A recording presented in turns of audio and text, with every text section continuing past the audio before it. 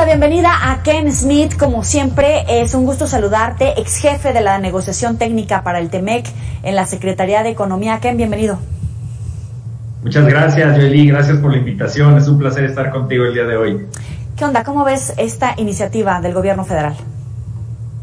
Mira, pues es una iniciativa que retoma muchos de los elementos de la ley de electricidad que fue aprobada ya hace meses y cuestionada y frenada en el Poder Judicial. El gobierno decide ahora irse por la vía de una propuesta de iniciativa de reforma constitucional a los artículos 25, 27 y 28 de la Constitución, y contiene muchos de los mismos elementos que habíamos ya señalado que serían violatorios de los compromisos internacionales de México. Establece un mecanismo a través del cual se desvirtúa la posibilidad de hacer viables las inversiones ya existentes en México en energías renovables, en energía eólica y solar. Se eliminan los certificados de energías limpias. Se establece un mecanismo a través del cual, con los cambios a la Constitución, a las leyes y a la regulación, se entrega básicamente el control absoluto del mercado eléctrico a la Comisión Federal de Electricidad. Entonces hay varios elementos ahí que violan las disposiciones del TEMEC y de otros acuerdos internacionales que tiene México, como es el TIPAT y el nuevo acuerdo con la Unión Europea, porque elimina la competencia, es decir, discrimina a favor de las empresas propiedad del Estado y en contra de las empresas privadas. E introduce nuevos elementos que no habíamos visto en la ley de electricidad, que es la eliminación de la Comisión Nacional de Hidrocarburos, que hasta el momento no entendemos por qué se encuentra la CNH mencionada en esta iniciativa, y también la Comisión Reguladora de Energía, y esto también va en contra de los principios de mantener reguladores independientes de las autoridades que regulan, ¿no? Entonces, esto es un problema también, y se añade este concepto de reservar la extracción de litio y demás minerales estratégicos, reservarlos al Estado. Cuando en los tratados internacionales, en TEMEC, tú no tienes una reserva establecida respecto a la explotación del litio.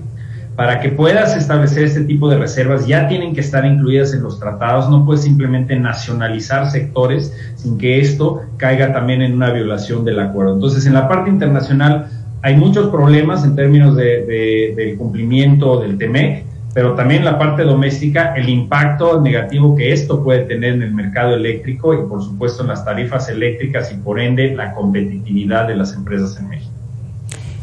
Claro, y una vez que ya nos desglosaste los puntos clave en los que se contradice el TEMEC, ¿qué pasa en este momento? Cuando se da a conocer la iniciativa, cuando comienza a penetrarse en los puntos importantes que plantea el gobierno federal, ¿qué pasa en México frente al mundo, en Estados Unidos, en Canadá, con China, con Gran Bretaña, que también estaban ahí explorando posibilidades?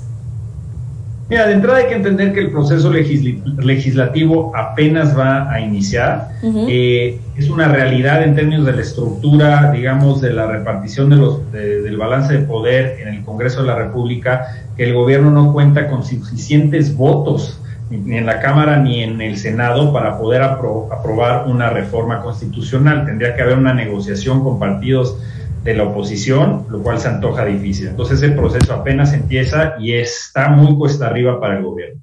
Pero la reacción en general que esto puede provocar, pues es similar a lo que pasó con la ley de hidrocarburos o la ley de electricidad, generar extrañamientos por parte de los principales socios comerciales, porque estás afectando no solamente los principios básicos de apertura de las inversiones en México, y eso te hace acreedor a posibles demandas en materia de las empresas afectadas en México, pero también los procesos de solución de disputas Estado-Estado, es decir, Estados Unidos, Canadá, los miembros del TIPAT o de la Unión Europea dentro del acuerdo de continuidad que se tiene con el Reino Unido, pueden hacer uso de las herramientas que existen en materia de solución de disputas en caso de que esta iniciativa prospere y se implemente.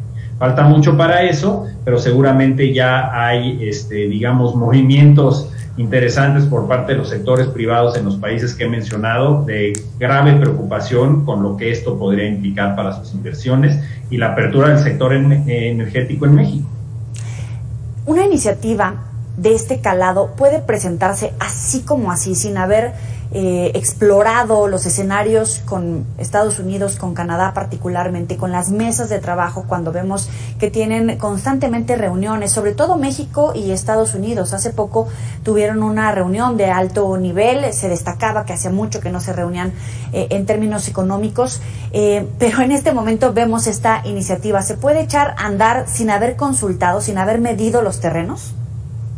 Mira, en términos legales y de soberanía de nuestro país, pues por supuesto el Ejecutivo, el propio Legislativo puede elaborar iniciativas que consideren benéficas para el país.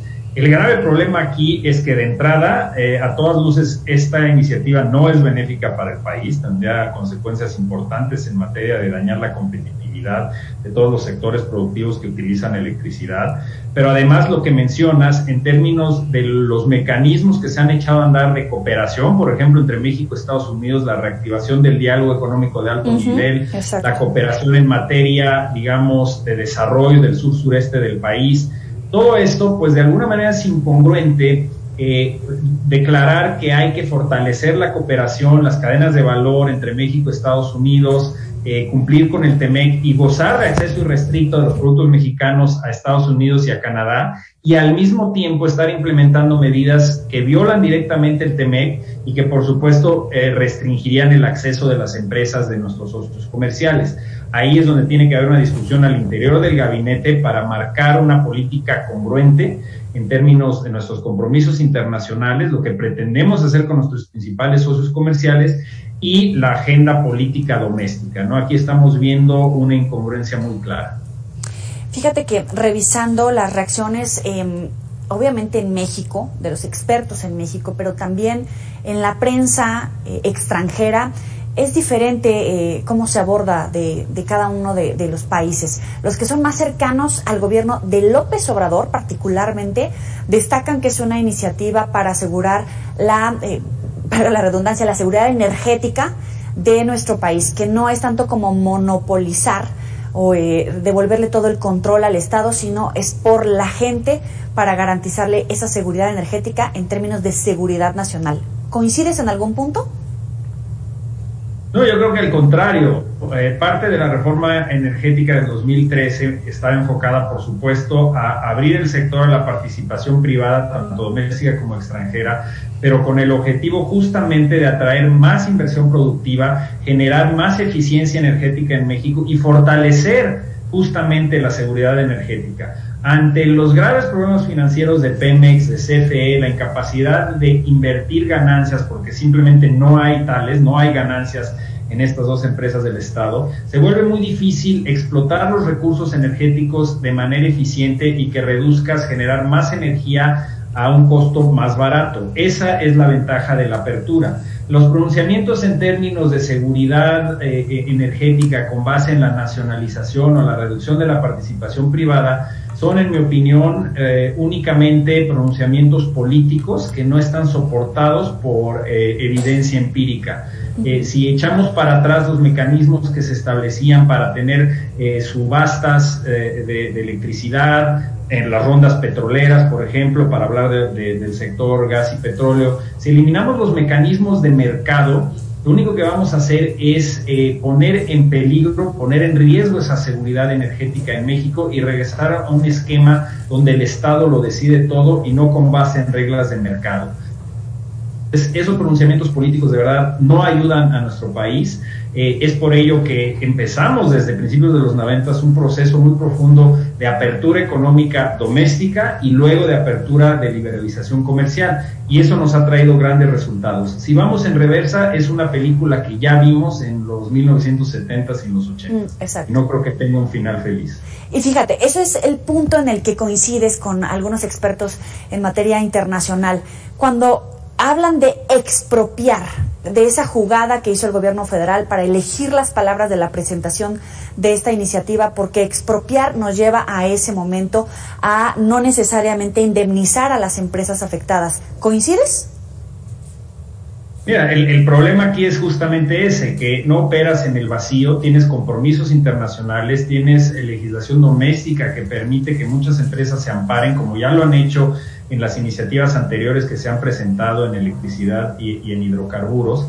Y la verdad, si lees la iniciativa, de verdad es muy preocupante que la exposición de motivos, que se lleva 25 páginas de las 39, trata de justificar una y otra vez las pérdidas financieras de CFE a lo largo de los años, trata de colgarle la responsabilidad de alguna manera a la reforma energética de 2013, cuando los problemas venían desde antes y obedecen a muchísimos problemas de estructura, organización, presupuesto, y tal parece que fue la reforma energética que buscó desaparecer la CFE y de alguna manera otorgar el mercado eléctrico a los privados.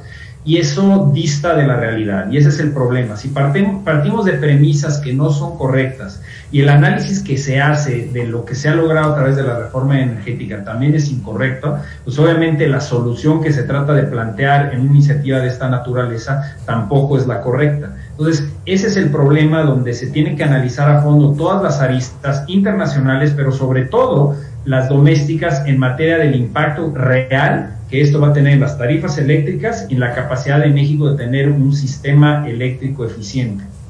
En medios especializados en Estados Unidos, con una visión extrema, opuesta al gobierno federal mexicano, comparan este paso a lo que en su momento se hizo en Venezuela. ¿Alcanzamos a rayar en eso, en ese paso hacia la nacionalización, la privatización, la expropiación, y que en este momento viven apagones día a día? Obviamente están fuera de ese mercado con Estados Unidos en materia eléctrica. ¿Lo ves así? Mira, no estamos en una situación como Venezuela, como la situación en Cuba, no podemos decir que estamos en ese punto. Lo que sí podemos decir es que estas medidas que buscan echar para atrás la apertura del mercado pueden traer consecuencias importantes. En ese sentido, yo sí creo que lo que hemos visto en los últimos meses, en el último año, es una reacción fuerte de la sociedad a través del Poder Judicial para frenar muchas de estas iniciativas que lo que van a hacer al final de cuentas, si se implementan, es lesionar al sector energético y las posibilidades de crear un mercado energético eficiente y que nos permita al final de cuentas competir con éxito con otras regiones del mundo.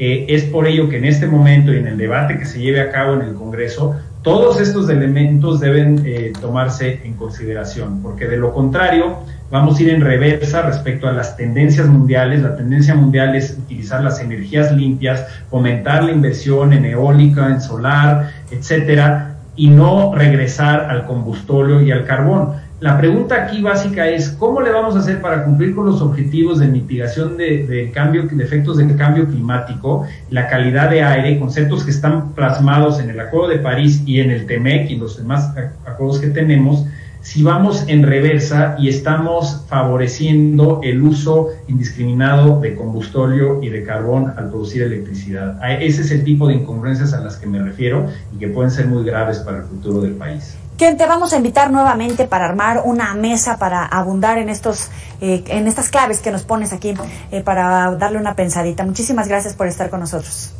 Te agradezco muchísimo, Yoli, y estoy a tus órdenes. Un abrazo, hasta luego. Ya sabe que puede recuperar estas y otras entrevistas en nuestras redes sociales. Las tiene en su pantalla a través de Twitter, de Instagram, por supuesto, a través de YouTube y en Facebook. Vamos a avanzar.